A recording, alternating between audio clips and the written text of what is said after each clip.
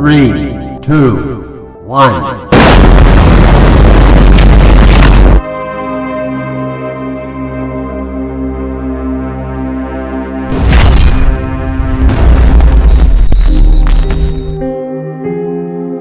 Stay steady and look ahead.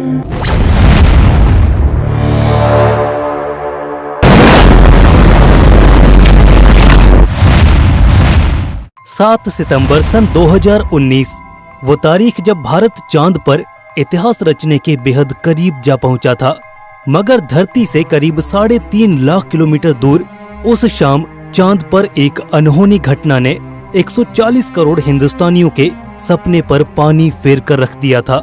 सालों की कड़ी मेहनत और करोड़ों रुपयों की लागत वाला ये मिशन अपने अंतिम पड़ाव पर जाकर इस हादसे की भेंट चढ़ गया और बदकिस्मती से हमें इस नाकामी का सामना करना पड़ा। मगर हिंद के लोगों का जज्बा पहाड़ से भी ऊंचा और अटल है। महज 4 सालों के वक्त में ही भारत फिर एक बार चांद को अपनी मुट्ठी में करने के लिए तैयार है। जी हाँ, ये है इसरो का चंद्रयान 3 मिशन जो जल्द ही पृथ्वी से अपनी मंजिल चांद की ओर जाएगा। आइए आज चंद्रयान 3 के बारे में डिटेल्स के साथ जानते हैं आखिर कैसे ये स्पेसक्राफ्ट ल्यूनर एक्सप्लोरेशन और एस्ट्रोनॉमी के क्षेत्र में नए कीर्तिमान गढ़ेगा, कैसे इसरो का ये नेक्स्ट जनरेशन मिशन अपने प्रीडेसेसर चंद्रयान 2 से अलग और ज्यादा कारगर होगा, और इसके अलावा भी ढेर सारी बातें होंगी आज की इस वीडियो में। तो नमस्कार दोस्तों, आप देख रहे हैं रहस्य टीवी स्पेस। तो चलिए शुरू करते हैं। जैसा कि आप सभी जानते हैं कि चंद्रयान 3 इसरो के पिछले मून मिशन चंद्रयान 2 का ही एक फॉलो ऑन मिशन है, जिसके तहत इसरो एक लैंडर और एक रोवर को चांद के साउथ पोल पर उतारना चाहता है। ये काम बेहद पेचीदा और जटिल है, क्योंकि अतीत में ऐसा करने की कोशिश में कई सारे स्पेसक्राफ्ट्स नाकाम हो चुके हैं। फिर चाहे वो इजराइल का बेराशीत लैंडर हो या फिर एक private Japanese aerospace company ispace का हकूटो आर लैंडर हो, ये दोनों ही मून मिशन ऐन वक्त पर कुछ सॉफ्टवेयर ग्लिचेस के कारण फेल हुए। पर वहीं जहां फेलियर्स की मिसालें हैं, वहीं कामयाबी की नजीरें भी मौजूद हैं। हाल ही में चांद पर उतरा चाइनीज लैंडर चैंग-ई 4 एक क्रांतिकारी मिशन साबित हुआ, जिसने चांद की फार साइड पर उतरकर न केवल इतिहास रचा, बल्कि बहुत सारे यूनिक एक्सपेरिमेंट्स को कैरी आउट करके अपनी एक हिस्टोरिकल प्रेजेंस भी नोटिस कराई। बात करें अगर पिछली दफा हुए चंद्रयान 2 के फेलियर पर, तो 7 सितंबर सन 2019 का ये दिन तो आपको याद ही होगा। पूरा देश अपने अपने घरों में पड़े टीवी सेट से चंद्रयान 2 की लैंडिंग का ये नजारा देख रहा था। वहाँ श्री हरिकोटा में खुद प्रधानमंत्री नरेंद्र मोदी इसरो के दफ्तर में इस ऐतिहासिक घटना के साक्षी बन रहे थे। मगर लैंडिंग के चंद लम्हों पहले अचानक कुछ ऐसा हुआ जिसने सबका दिल तोड़ कर रख दिया। इस घटना ने हमें ये और नजारा देखने पर मजबूर कर दिया। जी हाँ, हम बात कर रहे हैं चंद्रयान 2 के लैंडर फेलियर की। दरअसल उस शाम सब कुछ सही चल रहा था, तभी अचानक शेड्यूल लैंडिंग टाइम से कुछ मिनटों पहले विक्रम लैंडर के ऑनबोर्ड कंप्यूटर में मौजूद एक सॉफ्टवेयर में ग्लिच आ गया। ये सॉफ्टवेयर विक्रम लैंडर की एक सेफ और स्मूथ लैंडिंग के लिए बेहद जरूरी था। ऐसे में इसका फेल हो जाना एक बहुत बड़ी मुसीबत को दावत देना था। यहाँ ग्राउंड कंट्रोल को इस बात की खबर कुछ देर से चली। इस सॉफ्टवेयर के माल फंक्शन करते ही इस लैंडर का कनेक्शन ऊपर ऑर्बिट में घूम रहे ऑर्बिटर से टूट गया।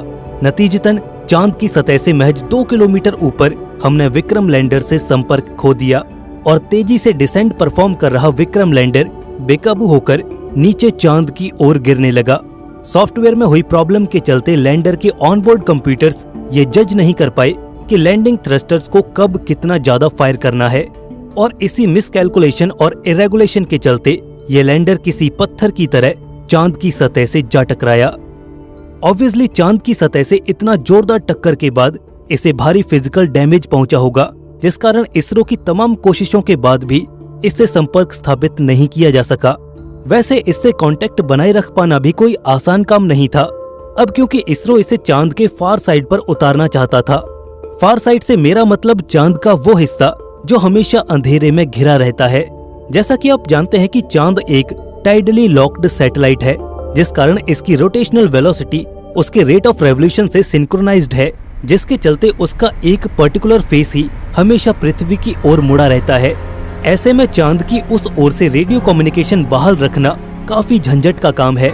हम सीधे ही प्रोब एंटीना की मदद से अर्थ पर बने ग्राउंड सैटेलाइट्स तक सिग्नल नहीं भेज सकते, बल्कि हमें इसके लिए एक रिले कम्युनिकेशन टेक्निक का इस्तेमाल करना पड़ता है, जिसके अंतर्गत लैंडर सबसे पहले ऑर्बिटर को सिग्नल्स भेजता है और फिर वो सिग्नल्स एम्पलीफाई होकर पृथ्वी पर बेहद बड़े बड़े ग्राउंड एंटीनास तक जाते हैं।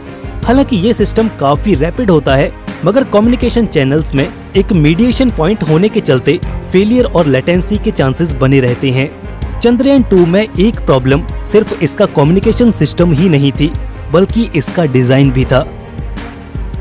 7 सितंबर को हुए फेलियर के बाद इसरो ने एक इंटरनल इन्वेस्टिगेशन कमेटी का गठन किया, जिसका काम था इस मिशन के फेलियर के पीछे की असल वजहों का पता लगाना, साथ ही उन गलतियों से सीखकर अगले मिशन में राइट चेंजेस को अप्लाई करना। इस टीम ने अपनी जांच में ये पाया कि लैंडर के डिजाइन और इंजन असेंबली में कुछ चेंजेस किए जाने चाहिए, ताकि ये मेक श्योर किया जा सके कि धरती से लाखों किलोमीटर दूर होने के बावजूद भी चांद की सतह पर ये लैंडर सही सलामत लैंड कर सके। चंद्रयान 3 में इन सभी चेंजेस को इम्प्लीमेंट किया गया है, जिसके चलते इसका लैंडिंग सीक्वेंस पहले की अपेक्षा कहीं ज्यादा रिलायबल बना है। अपनी गलतियों से सीख लेकर आगे बढ़ना ये एक कमाल की नीति है, जिसका असर इसरो के अमल में साफ झलकता है। आइए अब बढ़ते हैं आगे और एक नजर डालते हैं चंद्रयान 3 के उद्देश्यों की ओर।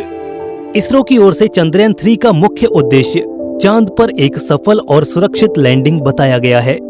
इसके अंतर्गत इसरो अपनी हाईएस्ट टेक्निकल कैपेबिलिटीज का इस्तेमाल करते हुए चांद के साउथ पोल पर एक सॉफ्ट लैंडिंग परफॉर्म करने की कोशिश करेगा।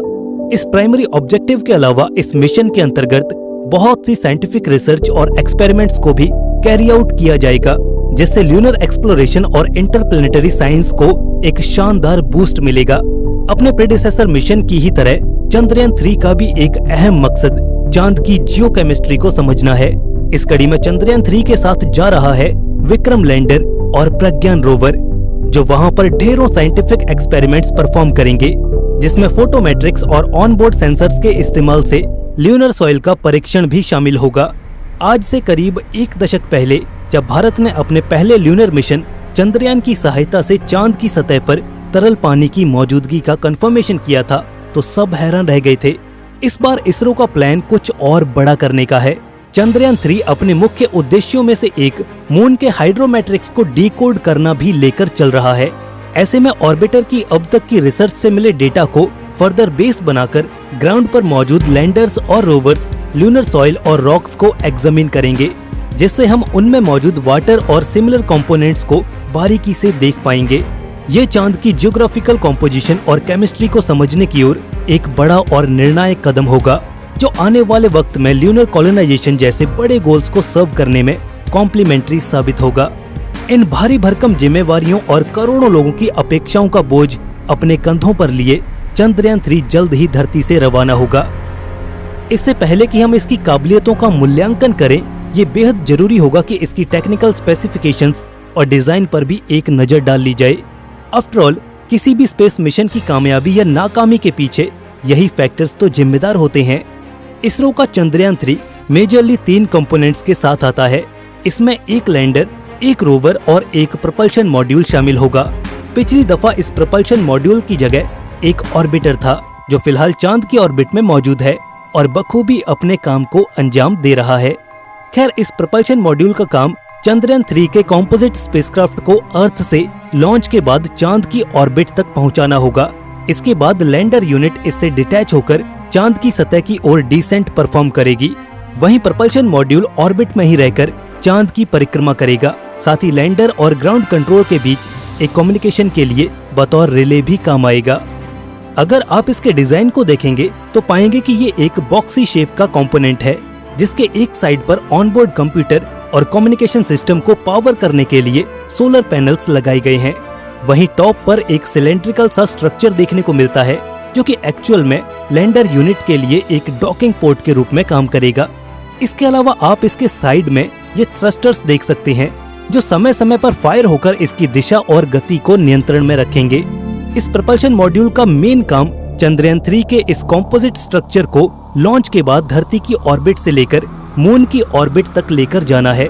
फिर ये अपने सेकेंडरी रोल में भी सर्व करेगा, जिसमें ये बतौर रिले कम्युनिकेशन डिवाइस ऑर्बिट में रहकर लैंडर और अर्थ पर मौजूद ग्राउंड स्टेशन के बीच संपर्क स्थापित रखेगा। इसी बीच एक एक्टिव कम्युनिकेशन मेंटेन रखने के लिए IDSN यानी कि इंडियन डीप स्पेस नेटवर्क का इस्तेमाल किया जाएगा। इसके बाद बारी आती है इस मिशन के सबसे अहम कंपोनेंट विक्रम लैंडर की। ये लैंडर एक बॉक्स की शेप में है।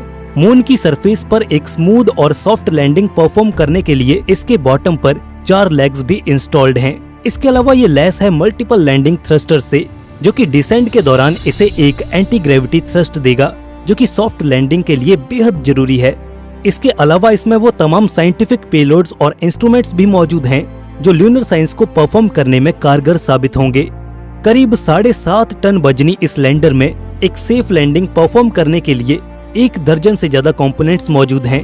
फिर चाहे वो accelerometer, altimeters, Doppler velocimeter, surface proximity sensors, touchdown sensor और 4 से भी ज्यादा डिफरेंट एरियाज में व्यू ऑफर करने के लिए हाई रेजोल्यूशन कैमराज, जिनकी मदद से इस लैंडर की एक सेफ और साउंड लैंडिंग मेक श्योर की जा सकेगी।